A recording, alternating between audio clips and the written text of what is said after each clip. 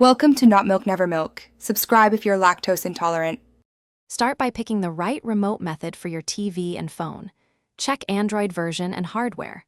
If your phone runs Android 5, 0 or newer, you can use apps or casting. If the phone has an IR blaster, it can control legacy TVs directly. Chromecast and Android TV use the same too, 4 GHz Wi-Fi network.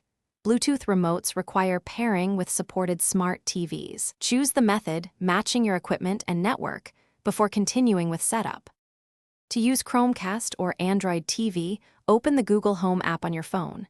Ensure your phone and TV are on the same 4 GHz Wi-Fi network. Tap Add, then set up device, and follow the on-screen pairing steps. Sign in with the same Google account when prompted. After pairing, open the Android TV remote in Google Home for navigation and typing. Use the keyboard to enter passwords faster and the voice button for searches. If your phone includes an IR blaster, install a compatible IR remote app and configure TV brand.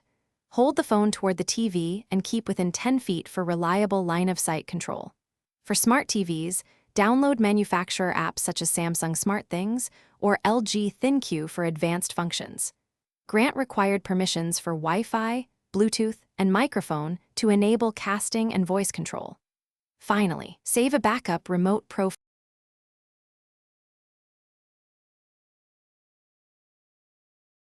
Thanks for watching. If this was helpful, leave a like and consider subscribing. See you next time.